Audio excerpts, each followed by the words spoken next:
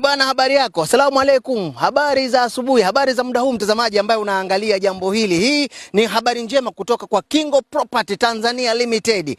Ulikuwa ukisikia tu hayawi, sasa yamekuwa. Tuko katika eneo hili la Vianzi Muungano kwa Mwarabu, ambapo hawa ndugu zetu wa Kingo Property, eneo ni hili kama hivi ambavyo unaziona picha hizi. Vyote hivi ni viwanja. Tunasema kwa nini ujenge ukweni? Usijenge ukweni hata kama kiwanja amekuuzia baba mkwe wako, kwa maana hakuna baba mwenye gari wala hakuna mama mwenye gari. Kuna baba mwenye nyumba na mama mwenye nyumba. Eneo ni hili Vianzi Muungano kwa Mwarabu, ambapo viwanja ni vingi na vyote vikiwa vimepimwa kwa kianzio kiduchu tu cha shilingi 50,000 za Kitanzania. Lakini furaha ilioje, kila siku unaweka shilingi 2,400. Ndani ya mwezi tayari una shilingi 70,000 za Kitanzania unapeleka Kingo Property. Ndani ya miezi yako 10 basi unakuwa umetimiza kile ambacho kinatakiwa, unakabidhiwa risiti halali ya kiwanja chako.